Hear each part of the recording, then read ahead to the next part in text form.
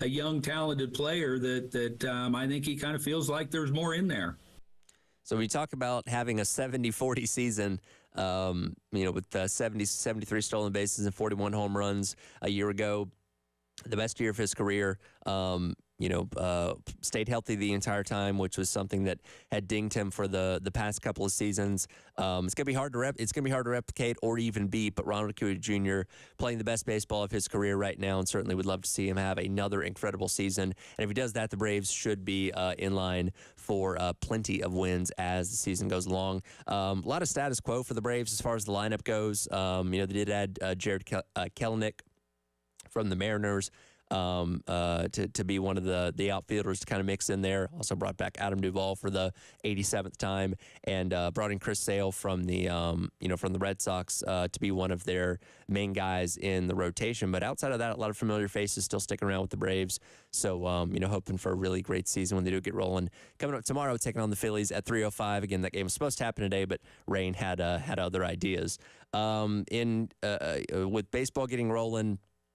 Officially today, we are getting to the end of week number 2 of spring practice for the Gamecocks. Heard from Coach Beamer the other day. Again, not a whole lot different in week number 2 necessarily. Now, Wes and Chris are going to be out at practice today, so they'll be able to give us some observations for the first time since practice number 1, and we'll see how much has truly changed over the course of what today would be practice number 5 or 6, I think. So again, still kind of in the early stages of spring practice. Again, leading up to the spring game coming up at the end of April, on April the 20th. But we did hear from the defensive players for the first time yesterday.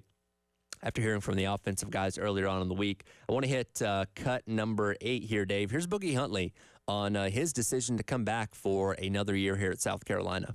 A couple things, I think just being able, I'm lucky to have the opportunity to come back, and so just being able to do that, it's something I had to jump on, just better, my own self. But most importantly, there's just a lot of work that can be done, and a lot of work that can be done really fast. I feel that we have a team that is right there, and we gain so much at so many different positions, and just whether that's from the coaches, the knowledge. And so from everything we're just learning and gaining, I just see so much potential in the team, in the room, everywhere. And so I want to be a part of that. I want to help do things that South Carolina has never done before. And so I just think that we can do that this year, and I want to be a part of that. So the defensive line, the interior of the defensive line is one area that we haven't really talked about a whole lot so far in this offseason, because I feel like it's the one area we probably know the most about, and one area that I don't think we should have as much concern going into the season. And a big reason why is guys like Boogie Huntley deciding to come back for another year. And it's not just him. It's Tonka Hemingway. It's Nick Barrett. It's TJ Sanders. Those 4 guys alone accounted for 95% of the interior defensive line snaps a season ago. So you're essentially getting your entire unit back for another year. And all those guys are going into, with the exception of TJ Sanders, going into their senior year. So you have a collection of guys that have been around for a long time, played a lot of college football, obviously played a lot of snaps. And, we saw flashes at times where the defensive front was good. The defense as a whole obviously had its its ups and downs. But when you look at the statistical numbers, the rush defense was about middle of the road in the SEC. Certainly some games were better than others there. And we saw guys like Boogie Huntley be able to get in the backfield and affect the quarterback at times. Tonka Hemingway as well. But definitely some areas for improvement for the team as a whole, and hopefully that's what we're going to get coming up this season. So not only do you have those guys returning, but like pretty much every other position, South Carolina did add some more bodies in the transfer portal. You bring in DeAndre Jules from Pitt. Bring in Monkel Goodwine from Alabama, the guy that hasn't really played a whole lot in his career up to this point. So that's maybe some untapped potential there. Now, the one caveat of this group of interior defensive linemen is you don't really have anybody coming in as freshmen or any real younger guys coming in from the transfer portal. So once you get to the end of this season, that is going to be a room that you're going to have to rebuild and put quite a lot of new bodies in for 2025. But obviously, that'll be a bridge that you cross when you get there. For 2024, at least, as long as everybody can stay healthy, you should feel pretty good about what you have with this defensive line room, which, again, we talk about this so much with the offense that everything starts up front. And same thing with the defense, that you can have a good defensive front that is slowing down the run game and getting into the backfield and affecting the quarterback and all that kind of stuff, generating tackles for losses, then hopefully the rest of your defense will follow suit. And again, this is kind of the one area of the defense that we are very familiar with. One area of the team that we're very familiar with that we don't have nearly as many question marks about going into the season, which I feel like is definitely a good thing. Speaking of defensive fronts and defensive linemen, Carolina Panthers are trying their best to make 2024 a whole lot better than 2023 was. As, again, they were legitimately the worst team in the NFL. And they are turning to a lot of former Gamecocks to help them out in that area potentially coming up this upcoming season, including signing a pretty big name yesterday. We'll dive into all that coming up next and what the Panthers could potentially look like in 2024, thanks to the help of some Gamecocks. As the Extra Point rolls along, Tyler Head along with you on your Thursday morning here on The Game.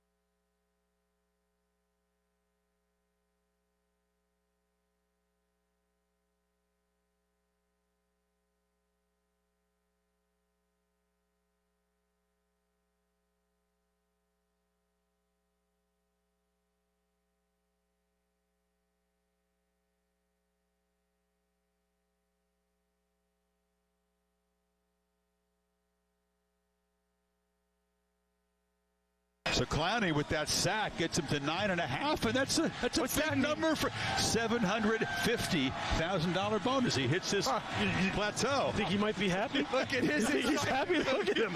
Just look at his reaction. That dance is worth $750. I mean, no one knows why he's doing that right now in the stands. But we're telling him. Hey, good for him, though. He's kind of rebuilt his career in many ways this year.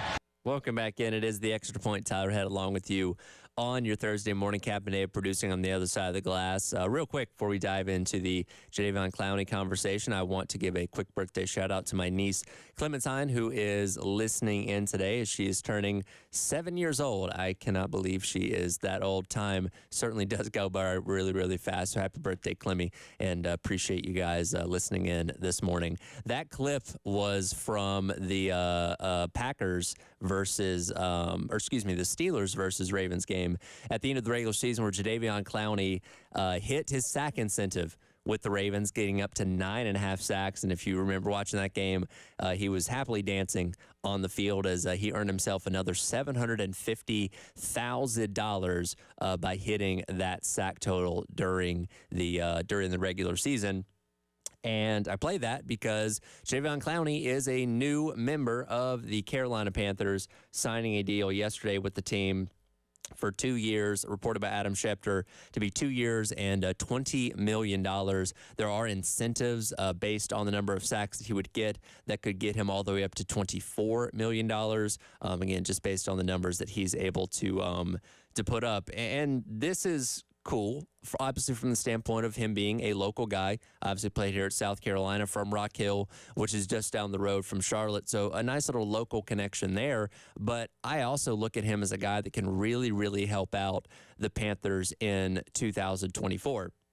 This was a team this past season that struggled in pretty much every statistical category that you can think of. I know a lot of the focus obviously gets put on Bryce Young and the ineptitude on the offense in many ways, but the defense wasn't exactly slowing people down either. And that starts with not being able to get to the quarterback, as they only generated 27 sacks this past season, which was last in all of the NFL. A good majority of that production came from Brian Burns, the linebacker, who they just shipped off to the Giants for pennies on the dollar compared to what they could have gotten a season ago if they decided to part ways with him, via trade. But you bring in Jadeveon Clowney, who, and let's face it, when he came out of South Carolina as the number one pick overall in 2014, the expectations for him were extremely, extremely high, because dude is just an absolute freak of nature. And we saw that on display in his time here at South Carolina, and we expect him to go into the league and just completely wreak havoc for years and years to come. That hasn't happened. He has not lived up to the billing of being a first-round pick. Now, being the number one overall pick. Now, he's dealt with quite a bit of injuries over the course of his career, including in year number one when he was with Houston. So he's not been fully healthy his entire NFL career. And the times when he's been able to play the full allotment of a season, you've seen that greatness in him. And I look back to this past season and in 2017, the only 2 years that he's actually been able to play the full complement of regular season games. And in both those years, he hit his career high in sacks at 9.5. He was able to touch 9 a couple other seasons where he almost played the entire length of the season. But injuries, again, have just kind of been an Achilles heel for Jadeveon Clowney throughout his entire NFL career. But again, this career resurgence, as you heard Dan Orlovsky mention in that little clip there of that Ravens game taking on the Steelers at the end of the regular season, kind of had a career resurgence a little bit this past year, after a very rough and dismal 2022 with the Cleveland Browns, where he's able to come into a place like Carolina and command a high dollar deal like he's getting, because he signed for basically nothing. I think it was like $2 million with the Ravens this past season. So to be able to come in and sign with the Panthers at again reported $20 million per Adam Schefter over the course of 2 years certainly shows the kind of uptick in how he's viewed and what he's been able to be paid going forward here. So very cool there. I do often wonder, with the Carolina Panthers, who again have not really been good since that Super Bowl year, if bringing in more Gamecocks would increase the interest overall in the team from the local standpoint here in Columbia. Because, again, people obviously love Jadeveon Clowney for what he was able to do here in South Carolina. And I feel like, just kind of gauging the sentiment of the fan base, that you at least pay attention to what he does when he's playing with the Ravens, when he's playing with the Browns, when he was with Houston, whatever it may be, just as an interest of hey, that's cool to see him still out there and still performing at a decently high level, depending on what season we're talking about. So when he's with the Carolina Panthers, I do wonder if that might create a little bit of an uptick in interest from a local standpoint here in Columbia. And if that's not enough, they've also brought in DJ Wanham at linebacker from the Vikings. Guy that's had a decent career in the NFL so far, and again, kind of bring him in to kind of replicate what you had from that position of Brian Burns, who again has been traded off to the New York Giants. So bring in a guy like Jadeveon Clowney to replace hopefully that sack production that he had, as well as a guy like DJ Wanham to maybe replace what he was as just a general tackler overall as well. So if two Gamecocks being brought in is not enough, Terry and I were talking about this yesterday. Matt Mills of ESPN went through, and God bless him for this because it must have taken weeks to do. Matt Mills from ESPN went through and made a full 7-round mock draft where he literally wrote out and predicted every single pick, all 250 some odd of them over the course of the 7 rounds of the NFL draft. And the first pick that he has for the Carolina Panthers, who again do not have a first round pick because they traded that to the Bears a season ago, which they are now using to theoretically draft Caleb Williams coming up here in a couple weeks. He has the Panthers picking up Xavier Legette with their first pick, which would be the first pick of the second round, pick number 33 overall, to come in and play wide receiver for them this upcoming season. Now, again, these are mock drafts. They're only about, 10% accurate at best most of the time, but that pick would make a lot of sense if the Carolina Panthers ultimately decided to do that, because they need a lot of help at wide receiver. You had Adam Thielen this past year is your number 1 overall guy, which Adam Thielen had a great career when he was up there in Minnesota. His age and injuries have caught up to him, though. And he was able to squeak over 1,000 yards, which that in and of itself is an accomplishment, but that's not the kind of guy that should be the focal point of your offense from a passing standpoint with a young quarterback like Bryce Young. If you're able to bring in an Xavier Legette who, has that size and physicality that is, has the potential to be a number 1 receiver in the NFL, does need to work on his route running a little bit, and that's something that whatever team ends up drafting, if it is the Panthers, probably feels like they can, get corrected hopefully pretty quickly. Not corrected, but refined a little bit more once you bring him in to be a high-level receiver in the NFL. So, again, you bring in Clowney, bring in Wanham, potentially could draft Xavier Legette. If the Panthers are trying to create a lot of interest from Gamecock fans, then that would certainly hopefully go a long way in doing that. But a lot of areas of improvement needed for the Panthers this upcoming season, and Bryce Young can hopefully take a step forward. And if he has a guy like Xavier Legette to be able to throw the ball to, that could certainly go a long way in making that happen. But it's an organization that has had its share of issues, and we'll see how the likes of Jadeveon Clowney and DJ Wanham can go with helping bring them along in 2024. Mind you, once again, coming up tomorrow afternoon, late afternoon, really, women's basketball in action in the Sweet 16 as they take on Indiana. That game will tip off at 5 o'clock with a 4:30 pregame. That'll be on our sister station, 98.5 WOMG. And if the Gamecock women win on Friday, the Sunday game in the Elite Eight, that'll be heard right here on the game. So, again, tomorrow afternoon's game going to be on our sister station, 98.5 WOMG, because we have Gamecock baseball that's going to be on the game coming up tomorrow night, taking on Alabama for then game number 2, as game number 1 gets rolling coming up later on this evening at 8 o'clock, which you'll be able to listen to here on the game. To get some insight from an Alabama perspective, going to be talking to Will Miller from Bama Central on SportsIllustrated.com coming up next. to preview this matchup between the Gamecocks and the Crimson Tide. That's coming up next, the Extra Point here on the game.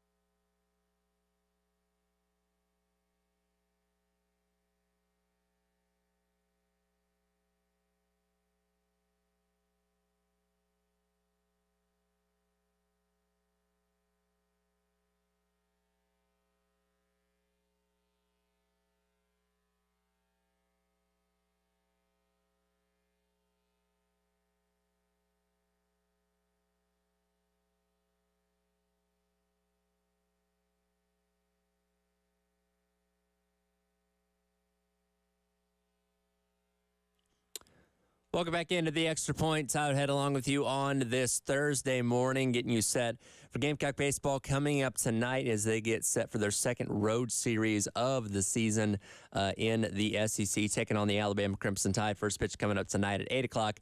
Pregame coverage starting at 7:45 right here on the Game. Here to give us some insight into the Alabama baseball program is Will Miller from Bama Central. Will, first of all, appreciate a little bit of your time this morning.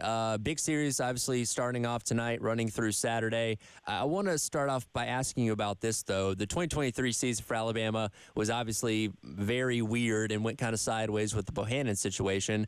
But you bring in Rob Vaughn from Maryland.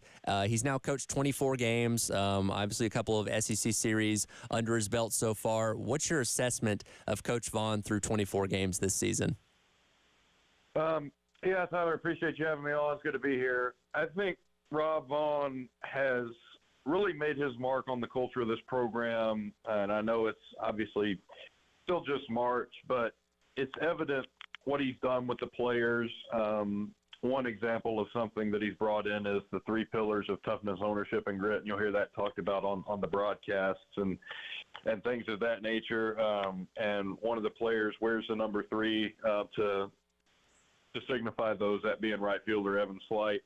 That's one of the things he's brought in, but he's really changed the culture and the mindset around this program. These players have goals to do some things that this program hasn't done since the turn of the century, and he and the coaching staff are there to encourage them along and help feed into those goals. I also think in terms of the playing style, things are different too. Offensively, he has this. It's called the pack offense, and it's really just a team offense. They're going to have production up and down the lineup, pretty much 1 through 9. This lineup's good at the top and at the bottom when it's healthy. Everything has been changed. There's definitely a different feel. I was on the beat part-time for 2 years before this, and things are definitely different now. So you talk about the production in 1 through 9, and that all starts with Gage Miller at third base. This is a guy that was playing community college baseball a season ago. You know, you can get transfers and production from just about everywhere, but I have to ask, what was the expectation for Gage Miller coming in, and at what point did you realize, oh, this guy's really, really good? I don't really know if the coaching staff is that surprised by it. I think that the expectation always was that he would hit for a lot of power because in their scrimmages, exhibitions, and practices, the guy would launch the baseball. And they have a lot of guys in that dugout that are capable of that, just hitting the cover off the ball. Him obviously being one of them. Putting him at the top of the order is a decision that obviously conventional baseball wisdom maybe doesn't always suggest putting a preeminent power hitter straight at the top of the lineup, but it's working. The guy hitting for power, he's really productive. For example, they played in Hattiesburg a couple of weeks ago or so, and he had 3 singles on the first pitch. The guy goes up there and he just attacks. And the first week or so of the season, he had to kind of find it a little bit. He was striking out some and timing some things up. But once he did that, the results have been immediate, and they've been consistent. I mean, he's hitting the ball at a really high clip. He's got a really good average, as well as the power numbers being some of the best on the team. I think off the top of my head that him and T.J. McCants are tied now at 11 home runs apiece, which is a lot. You know, I was going to mention this. The Alabama team in the past couple of years has been near the bottom of the SEC pack in terms of team home runs, and those numbers are up. And he's obviously the driving force behind that. His defense is pretty good at third base, and I think that this coaching staff really may have found something here. And like I said at the beginning of this, I don't think they're surprised. But, you know, this guy was, like you said, this guy was playing community college ball last year, and now he's one of the best players of the hot corner in the SEC right now. And talking to Will Miller from Bama Central, getting some insight into the Alabama baseball program ahead of the series getting started tonight at 8 o'clock right here on the Game. We'll switch gears over to pitching now. And when you look at the numbers for Alabama and pitching, most of those numbers kind of middle of the road in the SEC, kind of looking at the numbers for their starters over the past couple series against Tennessee and Georgia, a little bit up and down, especially this past weekend against Georgia where they did get swept. What's the level of concern for this pitching staff going up against a South Carolina offense that's been surging in these past couple of games? The pitching staff has struggled to stay healthy. They lost Riley Quick after 3 innings this year. He started on Saturday of the opening weekend and then had to have Tommy John, and that was the first thing. And then Hagan Banks, who was going out first on Sundays for the last couple of weeks, had some apparent arm discomfort last weekend against Georgia. Haven't heard anything definitive about that, but obviously he's not going to go this weekend. So they have Zane Adams, who's been the midweek starter, and he's going to be slotted in to take the ball for this series. And the pitching staff hasn't necessarily been as sharp over the last couple of series. I think particularly in Ben Hess's case, he just struggles during the first inning. And after that, he kind of settles in. You saw that against Georgia. They had a doubleheader last Saturday, and he did that. Greg Ferrone has really stepped up. He's a lefty, the transfer from Louisville. And he's another guy the coaching staff is just raving about. You know, he began the year as a midweek starter, and he's kind of been pressed into this new role of, okay, he's going to be on the front line of the starters for this team right now, and he will go on Saturday. He has the potential to be an anchor that this pitching staff really needs because, like I said, they have been struggling with some command issues, but also some health issues, and those things are key to the season. If you're, the health of the pitching staff is obviously of vital importance, and I think for the most part they are, but they have had some difficulties early on in the year that as a coaching staff you'd probably rather not deal with. Even so, for Zane Adams, and he's a young guy, he's a freshman, he's had a few starts. Like I mentioned, this is a big opportunity for him to really take a step forward against, like you said, a really good lineup. Only one loss at home so far this season, that being to Tennessee in that Friday game. They ended up winning the last two to win that series in week number one. And we know from a South Carolina standpoint, it's obviously tough to go on the road to every SEC environment. What's the value of playing at home for this Alabama team? I think it's definitely present. The crowds have really improved, and they've been there since the start of the year. I think people are bought in to the new direction of this program, like we talked about with Coach Vaughn at the top of the segment, and that's the main driving force behind that. But it has created an environment where when you get to these SEC baseball games that really come down to it, it creates a big fight feel in the venue. That Tennessee series, the atmospheres were incredible. That was the first series of league play, and getting Tennessee at home. And those are two programs that it seems to me have really come to not like each other. And I won't get too long-winded about that, but in terms of whether that helps the crowd, I mean, I have to believe it does, considering how a lot of Alabama fans feel about Tennessee. But again, like I said, these SEC baseball series, they're going to have a certain atmosphere to them that the home team is going to benefit from. The team has kind of embraced the challenge this Alabama team has of playing away from home and not in front of all their fans, but it's certainly something you'd probably rather do. Even as a non-player myself, I can sit here and say that for certainty. I do think it's going to play a factor and it's going to help. Last one for you here. Got about a minute. I'll switch gears, and I have to ask you a football question because we are now in the post-Saban era. What's the vibe around spring practice and the first run for Kalen DeBoer? Yeah, different. I was not even 5 years, or I was around 5 years old when Saban got hired. So it's like a different world for me. Kalen DeBoer is a guy who I followed before he got hired here, and he's another guy that's made his mark on the program. But I think people are just excited to get going. Players, coaches, obviously everything is new look, and obviously it's uncharted territory for everybody, but I think they're rising to the challenge. It's definitely a good vibe, and maybe people are still trying to figure out the way forward, but they seem committed to attacking it first and foremost, and I guess that's a good mindset. If I were to evaluate it, obviously there's no way to truly know, though, until you hit the field that first time in August, September, and you actually have a season without him, and you see how these changes are going to be implemented in real time, but it's been a good start. Absolutely. Definitely going to be different when the fall rolls around and Saban's on the ESPN desk as opposed to being on the sidelines. We'll have to check back in with you before South Carolina makes that road trip to Tuscaloosa later on this year. Appreciate a little bit of your time this morning. Yeah, thank you guys for having me on. Appreciate it. Absolutely. Again, that's Will Miller from Bama Central. And again, that game coming up tonight at 8 o'clock right here on the game between South Carolina and Alabama. We'll come back and wrap up today's edition of The Extra Point. A lot of new foods hitting the menu around various MLB stadiums for opening day. We'll dive into some of those and see what Dave thinks of them. Coming up next here on The Extra Point of the game.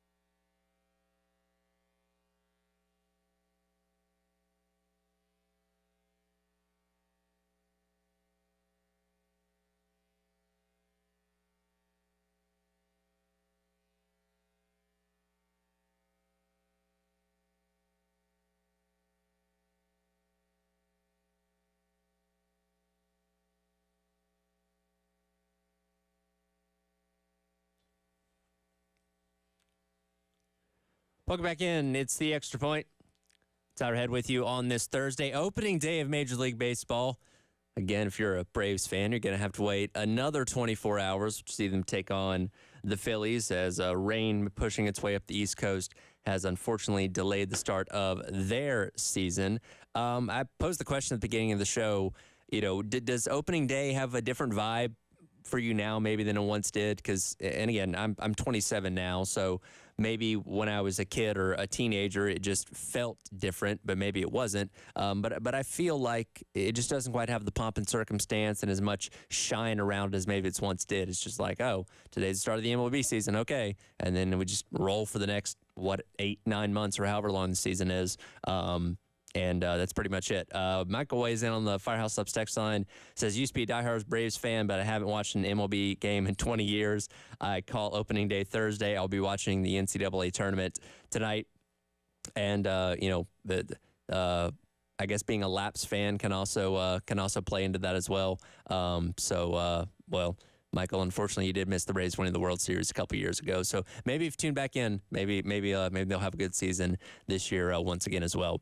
But with opening day, also brings in a lot of new foods around Major League Baseball. And Dave, I want to bring you in on this. When I go to a baseball game, I'm very much like a beer and a hot dog kind of person. I really don't get too elaborate, maybe like a soft pretzel or something like that. But I don't know if you've been paying attention. A lot of these ballparks now have very elaborate dishes that they have on their menus. Have you seen some of these? I've heard about them. Yeah. So, you can buy like these, you can obviously buy the beer and hot dogs and stuff pretty cheap, but if you really want to spend some money, just about every ballpark now has an option for you. I'm going to run some of these by you. I want to know your thoughts on these. The Mariners are introducing something called the Mitch Garver, which is a sandwich with pulled pork, sliced Black Forest ham, Swiss cheese, Dijon mustard, and sliced pickles on Cuban bread. Also have another sandwich that's a grilled chicken breast, marinated tomatoes, crispy bacon, fried avocado wedge, and Havarti cheese on flatbread. Like, this sounds like a gourmet restaurant, not a baseball park, right? Right, you're right, yeah. Would you go for something like one of those? I would definitely go for the pulled pork one. Okay. For sure. Yeah. Now, I question pulled pork when it's not actually at like a barbecue restaurant. I'm always skeptical because of like, if you're just getting it out of like something you reheat in the microwave, like, I don't really go for that. Like, I want to see the pit out back with the smokes coming out. You know what I mean? Yeah, I agree with that. So a little bit skeptical there. We'll head out to Los Angeles with the Dodgers.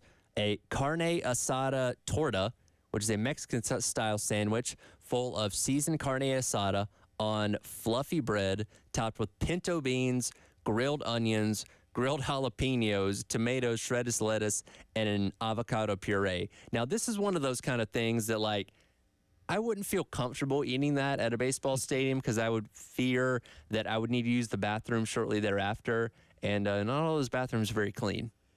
Yeah, that's one you need to be careful of. And also, I would like uncooked jalapenos. Uncooked, okay. Does it taste different cooked? Yes. It does? I guess, I'm not like a crazy about jalapenos type person. I'll eat it if it's on something, but I guess I've never like weighed the difference in cooked and raw jalapenos. The sandwich shops I go to, I put so much jalapenos on it. I'm like, more till they run out. So you like setting your mouth on fire? Yeah, love it. Okay, yeah, that's not for me. I like a little bit of spice. I don't get crazy with it. Final one here. I don't know how much it's going to cost, but it's called the Millionaire Steak Sandwich with the Arizona Diamondbacks out at Chase Field. It is a brioche hoagie filled with beef tenderloin medallions, black truffle cheese sauce, chermini mushrooms, and garlic aioli. Now, I imagine the black truffle cheese is probably what sends this over the top, and that's why it's called a Millionaire Steak Sandwich. Yeah, those truffle things they're a lot. I had black truffle pizza at Disney. It was really good. I don't know if it was worth what I had to pay for it, but I mean, it was good. Now, there's a difference between truffles like the ones that the pigs dig up, and the ones in the bag at Dollar General. Yeah, that's the thing is like, is this like actual expensive truffle? Am I just paying for the name? Yeah, you know what I mean? I'd be cautious of that. I don't know. again, I kind of try and stick to the beer and the hot dogs. But if you want to get adventurous, every MLB stadium these days, you can buy like the super like 3-foot long hot dogs that have all the toppings on them and stuff like that. Like the variety of food at baseball stadiums has elevated itself quite a bit over the years. I assume they have Philly sandwiches in Philly, right? I would think so. So if you're in town for the game, then you can certainly enjoy one of those. But got to wait at least one more day because of the rain, obviously pushing the start of the Braves season back to tomorrow. But that's a trip around Major League Baseball and the new foods you can expect this year in various parks.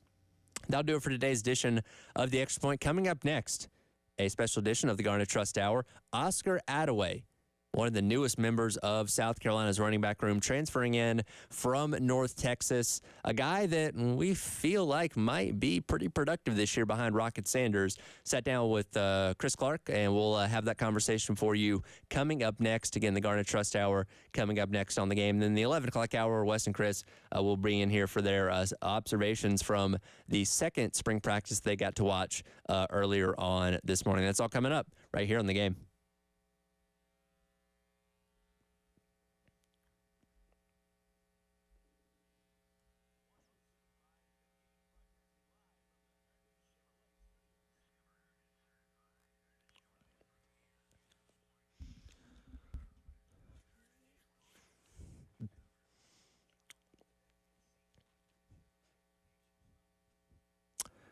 Oh boy, did we have a lot of rain the other day, and that's that same rain that's now pushing up the coast and delaying the start of some baseball games. If you have an open crawl space, you might want to check on it, especially after that storm, because you might have some standing water underneath your home. High humidity and condensation in your crawl space creates an environment for mold, mildew, and pests, including things like termites. That moisture can lead to things like wood rot and floor joist problems as well. Musty smells and awful odors from the mold, mildew in your crawl space can cause health issues like runny nose, itchy eyes, as well as coughs, because of up to half the air that you breathe in your home comes from your crawl space. If you're having any issues with your crawl space, you need to check out our friends at Canty Foundation Specialist. Go online to cantycanfixit.com. Schedule a in-person consultation. They'll come out to your home and check out your crawl space and get it fixed up for you and your family to live comfortably. Again, cantycanfixit.com for our friends at Canty Foundation Specialist.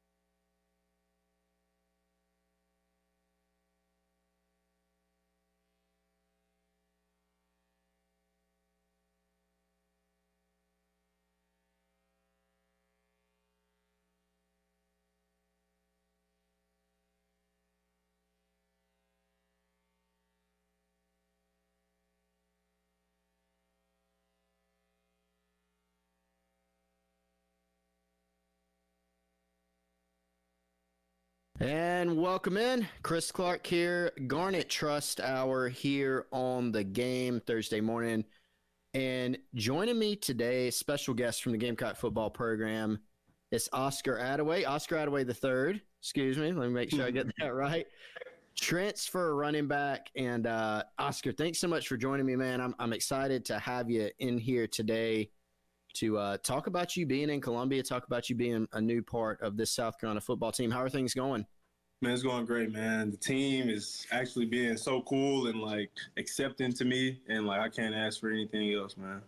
All right, great. Well, we got a lot to dive into because Let's do it. I have many questions for you, and I know you have many answers. You enjoy. We were talking before this. You felt like we could do a podcast together, a radio show together, and I agree. So I'm excited about it. Speaking of podcasts, though, I don't know if you know about this, but Wes Mitchell, who you talked to when you were getting recruited out of the transfer portal, he's my buddy, my colleague at GamecockCentral.com, and we do a podcast called GC Live. That's on GamecockCentral.com. It's on our YouTube channel. Normally a couple times a week, few times a week, more during the season. We actually have a special guest on there often. The past two shows we've done, it's actually Oscar Attaway Jr. He talks to me about it all the time. He likes to pop in our show. He's like, I'm on the show, man. They talk about you. I'm like, Pops, man, chill on that. He's just like, bro, he's like, they cool guys and everything. I was like, you having a fun time? Like, he's having a great time with me being in Columbia. And that's just like a props out to him being such a great father, man. Like, actually, like in my apartment where I live at now here in Columbia, he has a picture on his Instagram, and it's him in cover of the Gamecock. Is a Gamecock covers that he was wearing, and he's just smiling hard, like just sleeping in the cover, just happy. So like he loves it here, man. He loves y'all too. He talks about y'all show. He on y'all show every single time y'all are on. I think it's every Tuesday, right? It depends, honestly. Like during the season, I don't want to say it'll be every day. We don't want to make promises to the people we can't keep, but I'm going to say sometimes it's even 5 days a week during the season, Monday through Friday, sometimes 3. But yeah, it depends. Mike Yuva does a show on Tuesdays. So sometimes it's Monday, Wednesday, Friday. Sometimes we sneak. We did do a Tuesday recently. We flip-flop with Mike. So your dad did catch us on a Tuesday. So yeah, he's in there. We appreciate his support though. We're glad he came out and said hey to us for sure. But let's start there though. Obviously we got a lot of Gamecock stuff to get into, but your dad does seem like a big supporter of you, right? And what you do. So tell us about that relationship and just what it means to you. Man, he's my best friend. He's my father, my best friend, and I don't know if you like, he's a brother, like, and not just like, it's a different thing to have a father-son relationship. That's beautiful. But having a brother-brother relationship and a best friend relationship with your son is just like out of this world. Like having that person to talk to every single day at every single hour. He's open. Some people are open 24/7. He is open 25/8. Like that is my dog. That is my guy. Like I can't speak no other than highly about him. Like I owe him a lot, because like even like from high school, he got me to the right high school. Like I was my freshman year, my sophomore year, I was at Little Rock Central High School, a known high school in the state of Arkansas, known for Little Rock 9, very historic, very academic driven school. And I was doing great there. I had a 4.0 GPA and everything. And I told my dad, like, Dad, I don't want y'all paying for college and everything. And I'm like, I don't think I'll be able to. Well, I could have got scholarships there, but I don't think that I can get the scholarships that I really want here at Little Rock Central High School. Right. And so he was like, so what you want to do, son? And we sat down and we talked, and I told him, like, I want to play for North Little Rock High School. And at the time, North Little Rock had just made it to the state championship the year before, and they lost to Fayetteville. And the gist in Arkansas high school football is like those schools up north, Fayetteville, Bentonville, they were winning every year, constantly in the 7A division. So like North Little Rock needed that one more guy, and my dad was like, you want to go to North Little Rock? I was like, yeah, I want to go to North Little Rock. I want to go win a state championship. And he transferred me over there, and we went 28-1. So we won state championship my junior year, and then we went back my senior year. And this is even crazy. To this day, like, he told me like, man, I don't want you to like what's gonna happen. I'm like, bro, what are you talking about? So I'm leaving to go to the state championship, and he's outside in the back of his truck, and he's just sitting there. I'm just like, what's wrong with you? It's my last high school football game, you know? Yeah. And so as a father, it's like, man, like this is it, dog. Like, and I was committed to North Texas at the time.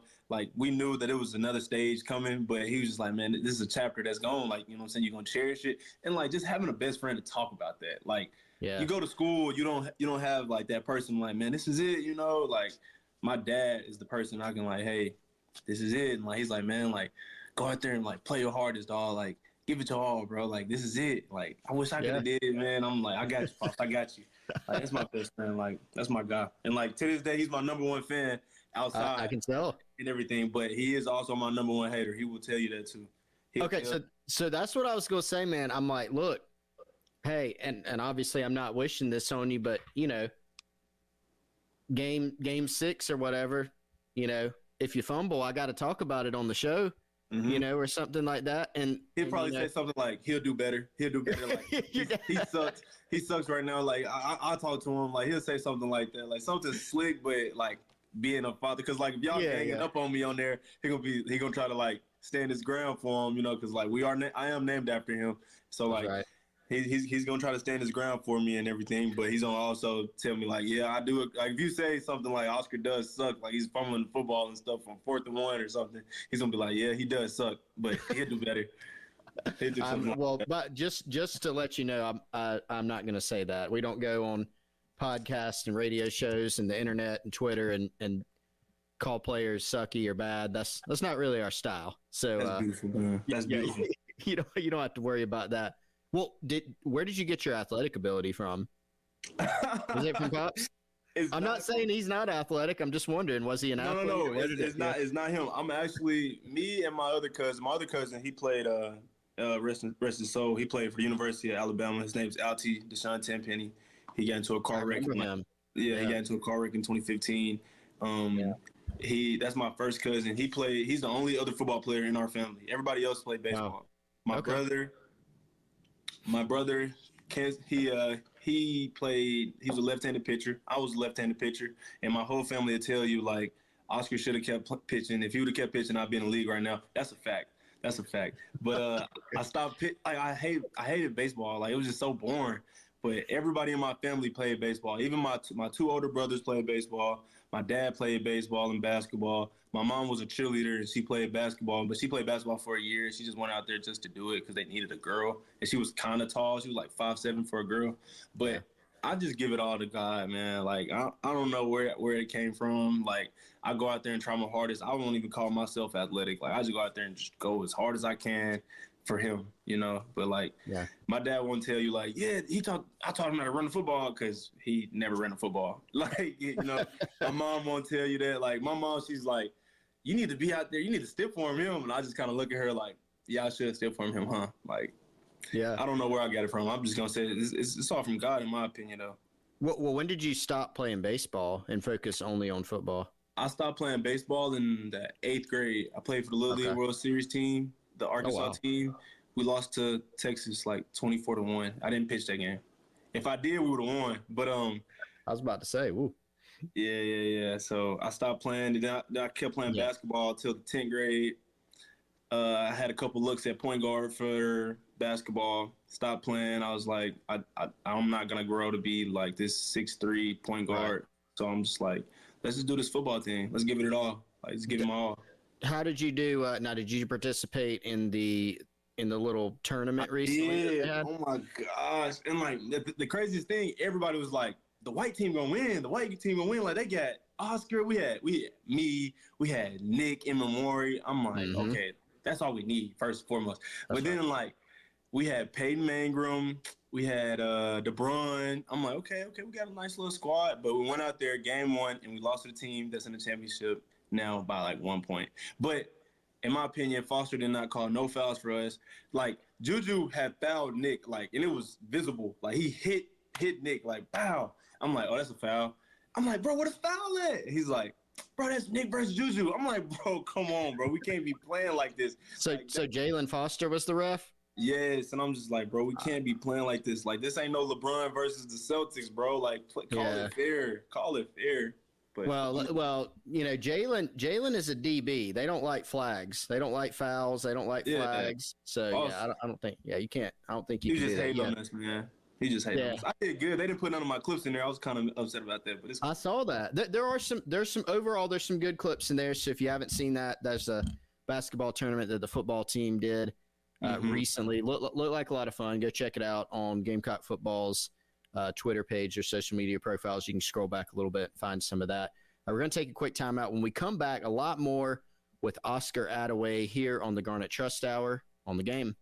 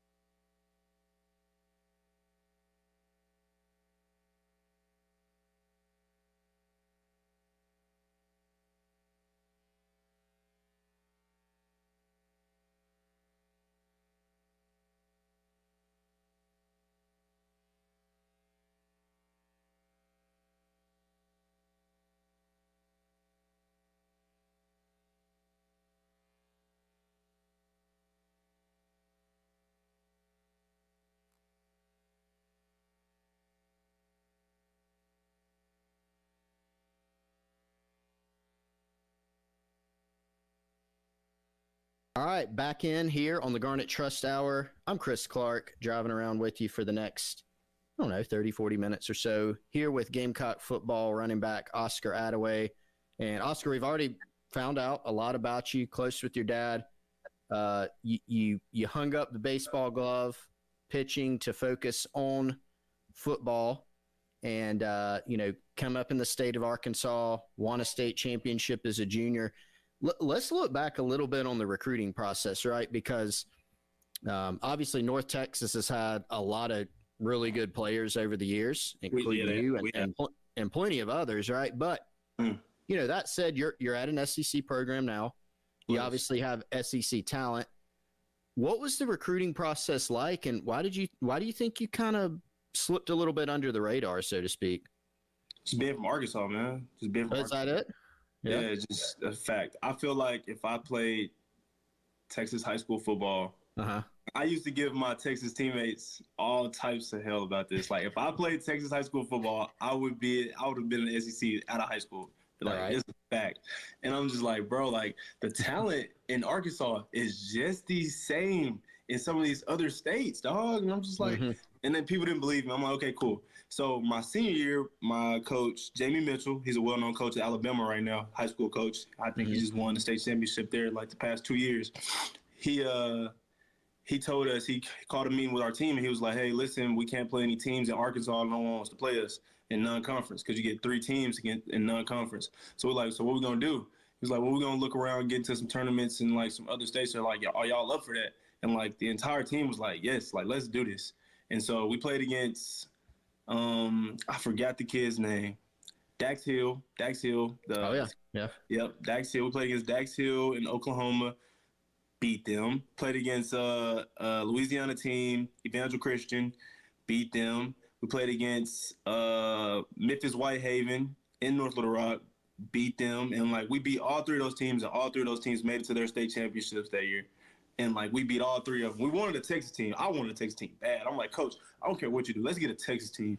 But, so it was just recruiting, man. Like, coming out of the state of Arkansas, I can count on my fingers how many guys have been Division I FBS football. That is interesting. Yeah, that is interesting. Like, I can count on my fingers how many people. We got KJ Hill, LT Tenpenny. I mean, them straight off twos, like, from my high school. We got Hunter Henry. His brother Hudson Henry, me. Well, there's one from this past recruiting class, Braylon Russell. Yeah, but you're right, man. There's not that. And like, you go to, like, I had a junior college coach one time tell me, and you can give your opinion on this. Like, he was talking about Texas high schools. He recruited Texas and Louisiana, and he was talking about Dallas and Houston, and he was like, man, Dallas high school football is oversaturated. He said, I liked recruiting in Houston better. That was his opinion. He just thought it was a little oversaturated. I got a lot of friends in Houston. But I wouldn't say that it's overrated. I would just say that to the degree that they speak about it, it does not equal it. Like, that's what I would say. They gonna hate me for that. A lot of Texas people gonna hate me for that. But I feel like for a Texas high school athlete, if you step on the football field and you have decent size, you're gonna get a scholarship. That's true. Yeah. That happens. That happens in Atlanta a lot here. Around here, like Atlanta is one where if you take a kid who's from a smaller high school in, like, South Carolina, right, which produces a lot of talent as well as a state for its size, and you put that same kid at some school in Atlanta, and not knocking any schools in Atlanta, but just because of the foot traffic they get in recruiting and stuff, that kid may get 30 offers just because he's at a different school. So, and there's no diss to Texas. Great high school football. Oh my god. Oh yeah, for sure. I worked a couple camps in North Texas, and there was a couple dogs that came through. I was like, okay, like, this is Texas high school football, but I don't know. I feel like if I could go back and do it all over again, I would have played against a Texas high school team in high school. What school, if you would have gotten more, like, big time offers out of high school, like, where did you want to go? Like, ideally, Arkansas, Texas, like, where did you want to go? Oh, you're talking about from high school? Straight from high school, yeah. Where would you have gone? Like, dream offer. South Carolina. No. Yeah, I was gonna say you got to pass. You got to pass. South Carolina. Yeah. Man, honestly, I just wanted a shot. I just wanted a shot. I didn't care where it was. I just wanted to be FBS, and I just wanted a shot. I didn't care. Like, I went Conference USA. Like, I'm perfectly fine with that. I got a great head coach, Seth Luttrell. I was recruited by Tashard Choice. Great running back coach, still in the game today. And, like, I was happy. And so when I got there, like, it was a blessing. Like, I love the University of North Texas, and they love me. Like, I'm thankful and forever be grateful for them.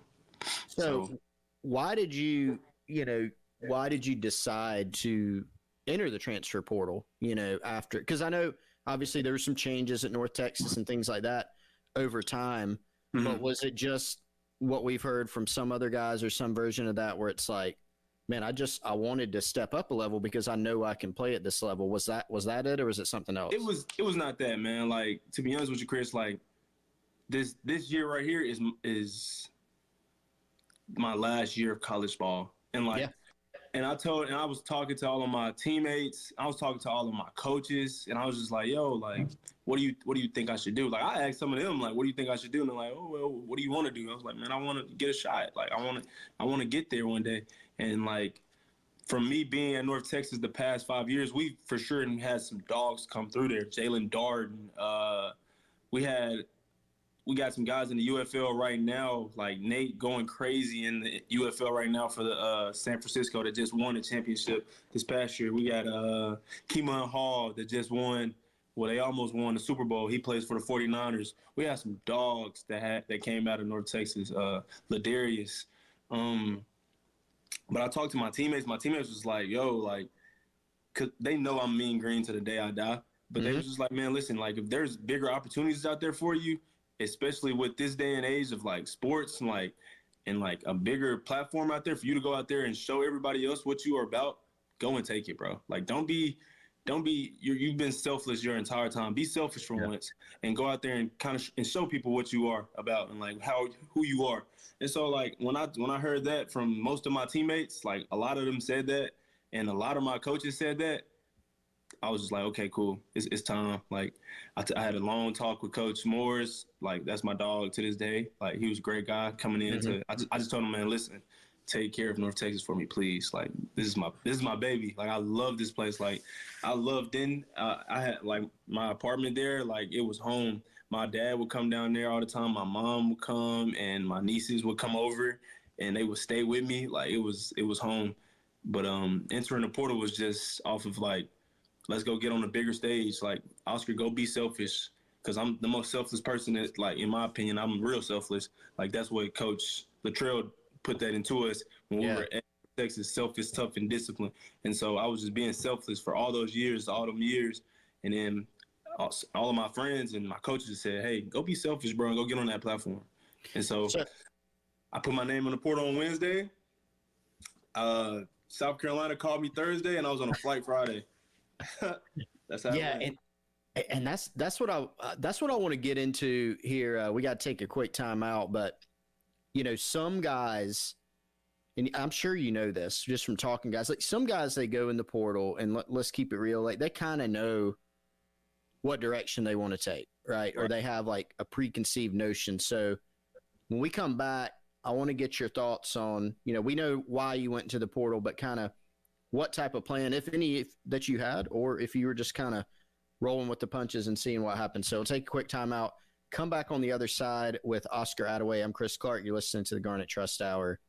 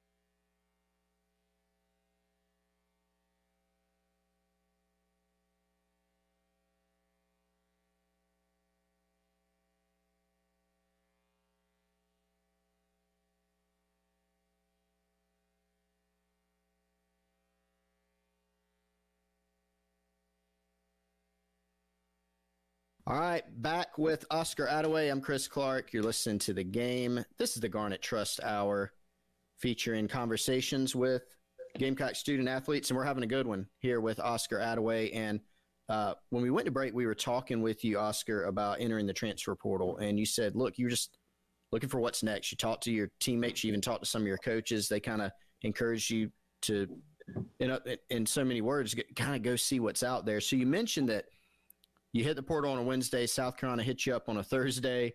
You're on a flight to Columbia on Friday. As I remember following it, it kind of came out of nowhere, right? We knew South Carolina was going to recruit multiple transfer backs. That's what ended up happening. They brought in 3. But when your name came over, it was like, boom, you're here, you're on campus, right? So did you have any ideas of what you wanted to happen when you got in the portal? Did you go in saying, man, I'd really like to hear from this school, or were you just totally open? I mean, to be honest, it was like being a high school recruiting in. Like, yeah. As soon as I put my name in, my phone was ringing. Like, I'm talking about as soon, like the minute my name hit that portal, like I walked out of the building and it was just ring, ring, ring. I was like, wow, here we go. But then I didn't have anything. It was just all up to God. Like I didn't, to be truthfully honest with you, CG, like I did not even want to leave the University of North Texas. Like that was my home, man. When I keep saying it, like I mean it. Like I was in through and through. And so when I did it, I was just like, did I just make a mistake? But then I was just like, man, like just put your hands in God and like let's just see where it goes. And so I went home and I just sat down in my room and I just started answering phone calls. Like I think Arkansas State was the first school to offer me, and then Arkansas was calling me, Tulsa was calling me, South Carolina, Kansas, who else? Kansas State. Who else called me? A&M. I was just getting calls and calls and calls. I'm like, hello. Like, even some coaches I didn't even get back to. Like, I told you, like, I was in the portal Wednesday, like 3 p.m. I was getting phone calls till about 10 p.m. Like, it was I still have messages in my phone like, hey, Oscar, give me a call when you can. Like, and I don't even know who it is. And I'm just like, man, I that could have been Bama. You know what I mean? Like, I don't even know who, you know, but like, that's right. Yeah. I just felt like it was God when it came to South Carolina though. Like when I did it, like they called me and they kept calling me and it was like, yo, listen, we need you on a flight here tomorrow. I'm like, I kid you not. I was like, man, they're just talking. Like, hung up. My dad was like, South Carolina, like, did they call you? I was like, yeah, they called me. I was like, he's like, what they say? I'm like, oh, they want me on a flight to Columbia on Friday. He was like, oh, okay. Well, like, what you thinking? I was like, I just think they talking, to be honest with you. He was like, all right. Hung up. Boom. Next day, Thursday, they called me back. Hey, we need your email for a flight. I'm like, okay. Sent them an email, flight, and I was like, okay. And I called my dad. I'm like, hey, you got to get to Dallas. Like, we going to South Carolina tomorrow. He was like, okay. And he took that 4-hour drive and like, come on. I'm like, all right, bro, let's do it. And so we got here and like, man, to be honest with you, Coach Beamer has been like one of the biggest coaches I followed. I followed Coach Beamer. When I seen The Office is one of my favorite shows. And so when I seen that little clip of him doing that Office thing outside, I was funny. Like, bro, I would love to play for a coach like that, bro. Like, it was crazy seeing him. But so when you showed up on campus, like what were your, because man, it happened quick. They were obviously persistent, you know, and wanting you to get on that plane. They basically came and grabbed you and put you on it almost. And so you get on the plane and then you didn't even take any other visits, did you? Did you end up going anywhere else? Yeah. I did not. And the funny story about that is like, so I'm getting on the plane and I'm sitting down. I don't think no one knows this. CJ, this is straight for you. I get on the plane and I put my stuff up and my dad, like he was sitting up in the front or something. And I was sitting in the far back. And I put my stuff up and I sit down. I got the middle chair. Still mad to this day about that. But anyway, it's cool. Yeah. I sit down and then there's this guy getting on the plane, dark skinned guy, got chains on. And I'm just like, I'm not that who I think it is. And like, and he like comes in. I'm like, is he sitting by me? Like, and he sat right beside me. I was like, yep, that's him. And it was Rocket Sanders. And it was crazy. No route. Me and Rocket was on the same flight together. We actually went to sleep on each other. Like he was like sleep and I was sleeping. Like I was like, bro, like get up, bro. Little Like, bromance there. Yeah, I got you. No. But he was on the flight with me, and like we sat there and we kind of talked about the portal and everything. I was like, bro, you kind of blew Arkansas away because I'm from Arkansas. I'm an Arkansas native. I was like, bro, you kind of blew Arkansas away when you put your name in the portal like that. He's like, I'm like, cool. Like that's his business. But I was just like, okay. I'm like, what you thinking about doing? And I was like, what you thinking about doing? Like, you going to OU or something? He was like, nah, bro. Like, I got different plans. I'm just like, oh, okay. So like the rest of the week went on and everything. Then I put my name in the portal. Then I committed, I think that Wednesday, and he committed like the next day or something. And that was so y'all were both, but he was going to South Carolina also, right? That weekend, or was he? Yep. Okay, yeah. So he's playing a little bit coy. I got you. What did you think of that? So obviously they ended up taking South Carolina. They took 3 backs, as we said. You, Rocket, Jawarn Howell, all in the same class. You guys, I know there's a lot of competition at that position, but like and we'll get into the on-field competition that you've seen here in a little bit, but what did you think about that? Like, how did you handle that as far as, hey, they may take a few backs in the class? Didn't pay it no mind. Yeah. I wanted the competition, to be honest with you. Like, I was ready. I'm like, at this point, it's like I put my name in the portal and like put faith in behind myself and my talents. I'm just like, whoever they get. It's whoever they get, and like the competition, be competition. Yeah, no doubt.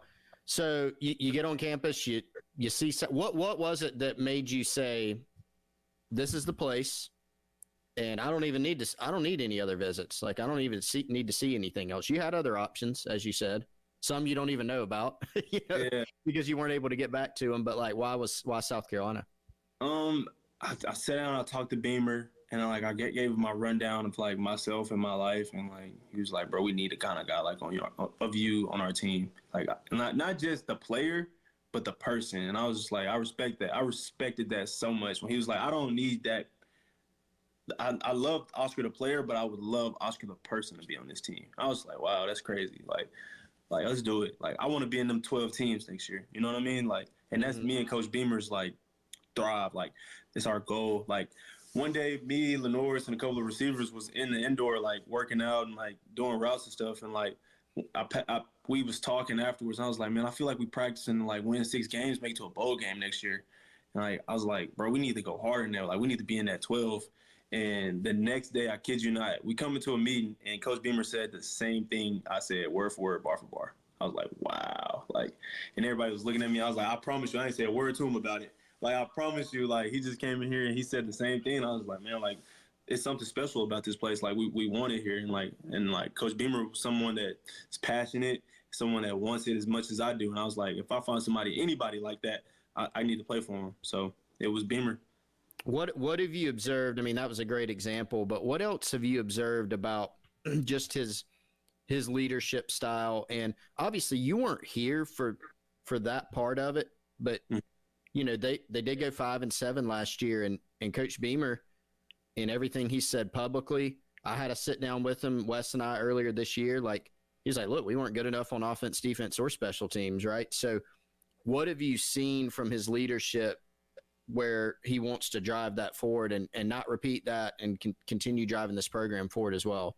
Man, he's getting out there and he's practicing his butt off. Like he's practicing with us sometimes.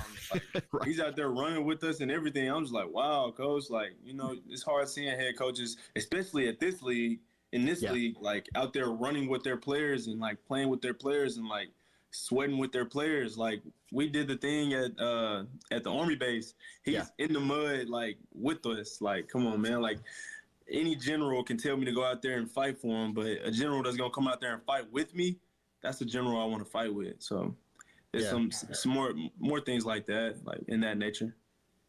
So we got to take a quick time out one more time. When we come back for our final segment, we're going to get a little bit into spring practice. I want to get some of your thoughts on just adjusting to the offense, working with Coach Blackwell, Coach Elliott, Coach Loggins, all those guys, and kind of get your thoughts on spring practice, get your thoughts on some of your teammates as well. So we got to take a quick time out. You're listening to the Garnet Trust Hour.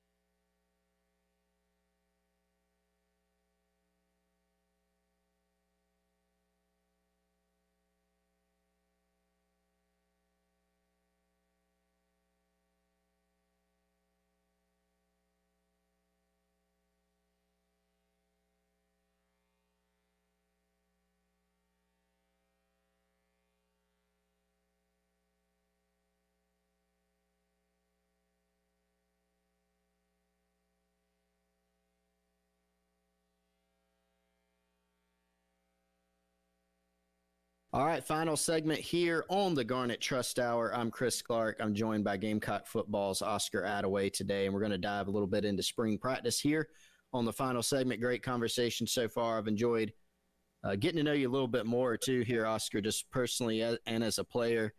And, in the midst of spring practice, y'all are 4 practices down, I think, now? Yeah, 5 will be more. 5, yep, 5 practices down. And so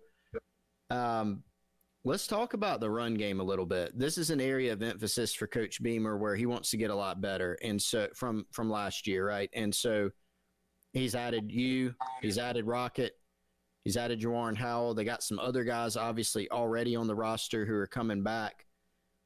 He's added Sean Elliott as the tight ends coach and run game coordinator. So what a guy. Let's start there. Let's start with Elliott. So this is funny because Coach Elliott was at South Carolina before. Yeah, I've heard. And I always have to remind myself that a lot of the guys on the team, like I was around then, because I'm older than you, and I was around then and I covered the program then. But a lot of the guys that were on the team were like 3 or like 5 or whatever it was when he was here. They don't know, Yeah. But give us your impressions of Coach Elliott. Come on! No, Yeah, that's how he is. Pretty good impression, like He's like that 1,000%, man. 1,000 times out of the day, he's like that. Wake up in the morning, come to breakfast, he's like that. Go out to the field, practicing, he's like that. He's even when in walkthrough, he's like, I'm the linebacker, Attaway, I'm the linebacker, and I'm coming for you, and I'm coming. Like, bro, I love it, man. I love that type of coaching. I love that coaching style. Like, it's amazing, man. He's a great guy. Like, and for him to being a head coach and coming to be a tight ends coach is like unheard of. Like, and he's accepting that role and he's doing amazing at it, man. I love Coach Elliott. So don't give too much away, obviously. I know you won't, but tell us a little bit about what to expect from the run game, whether it's like personnel, whether it's the quarterback room is mobile this year, right? When you think about Norris Sellers, when you think about Robbie, and then I know there's going to be some new wrinkles in the run game. Give us kind of your overview of what to expect there. I mean, Coach said it best. I think it was like 2 meetings ago. He said that the University of South Carolina is 16-2 when we rush for 100 yards in a football game. So, yeah, you got to run the ball. There then, right? Yeah, you got to run the ball to win games. You got to stop the run to win games. So, that's what we're gonna try to do this year. Yeah. So you mentioned LaNorris earlier, and in a practice setting, I know at practice, man, you're in running back mode. Like you're going through drills, you're carrying the football, but just when you're watching film or when you're able to kind of see a glance of him doing something in practice, how talented is this guy, LaNorris? We got to stop telling him how talented he is. He's very talented. And we keep telling him, I mean, super humble guy. Yeah, he is. But if we keep telling him he's this, I just left church with him actually. And every kid was coming up to him like, hey, LaNorris, can we take a picture? And I was just like, wow, bro. And Boog was there too. And Boog was like, yeah, bro, kids asked me to take a picture for him. If it was me, I'd say no. But anyways, he's so talented, dog. He does a lot of things effortlessly. Even in lifting, bro. I lift with him. He's at the same rack with me, and I go 450 or something. He's 525. I'm like, bro, come on, fam. Are we really doing this right now? And he's boom, boom, ripping that thing out, man. I'm just like, bro, he got it, bro. He's a 4'5" guy, crazy, man. Can't wait to see him out there in ball this year. Yeah, he's got some special talent. There's no doubt. And I mean, watching him in high school, it was just, if you talk to coaches that had to coach against him, and it was kind of on easy mode, for him in high school, and kind of like NCAA football and easy mode. Are you going to be in the football game, by the way? Come on now, I'm in. I figured you were. As soon as it came out, I didn't do the little famous thing I'm in the game. No, I'm in the game. Trust me. I'm in there. I'm not. How mad are you going to be if they underrate you? I wouldn't be upset. No. Maybe you can adjust it yourself. Put yourself up to what you think. I wouldn't do that either, though. I wouldn't do that either. But I told my family, I said, if they give me anything under 80, first game, I'm gonna be a madman. I'm gonna be a madman. Bro, y'all better look out for me, boy. Come on now. There you go.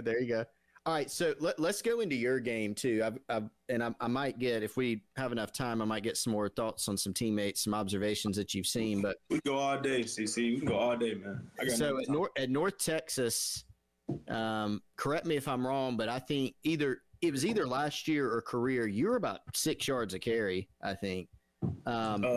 This year I was 6 yards on the dot. Last year I was 5.7, I think. Yeah. And So every year it's been over about 5. That's right. Okay.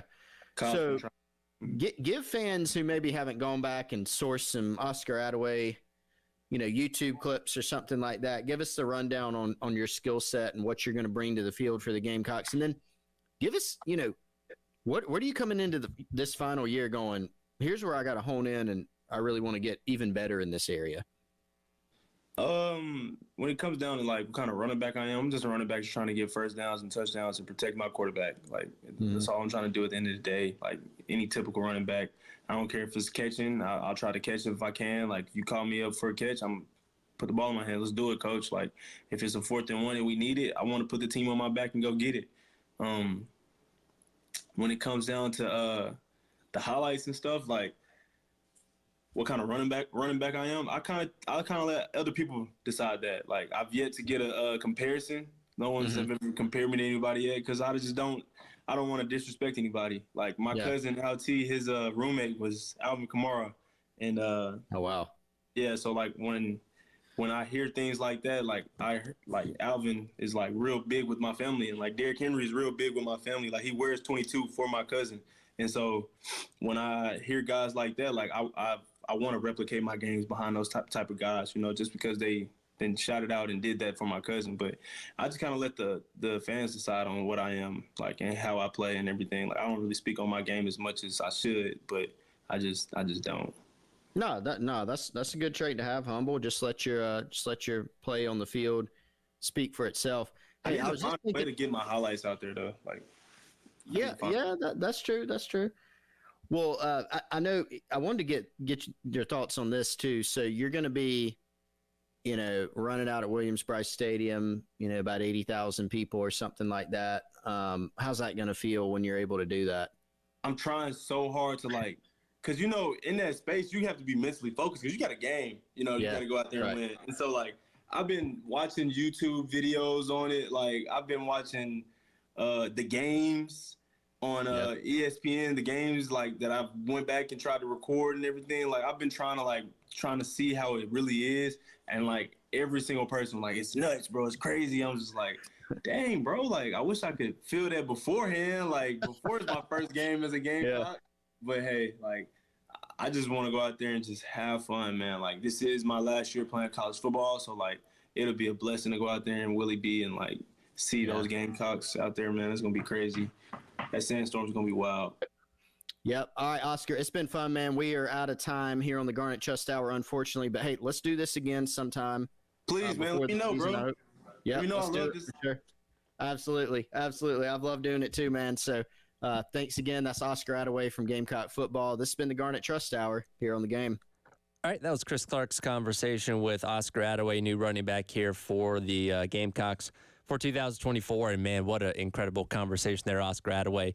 Definitely not shy by any means. A lot of good insight from him there, and somebody that I think we're going to be very excited to see what he does when he takes the field for the Gamecocks this upcoming fall. We'll have plenty more on Oscar Attaway, including what he was doing out at spring practice a little bit earlier on today as he was getting some reps with the ones, of course, with Rocket Sanders still working his way back from injury. So we'll dive into a lot more of him coming up in the next hour. Gamecock Central Hour presented by Firehouse Subs.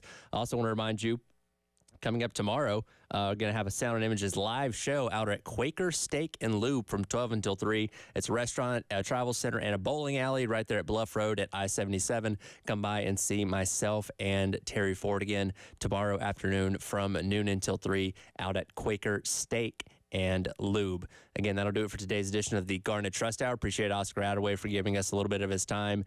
And again, we'll dive into more of what he did today out in spring practice, as well as everything else going on as Wes and Chris were out there to observe all things going on this morning. And that's all coming up next on the Gamecock Central Takeover Hour presented by Firehouse Subs here on the game.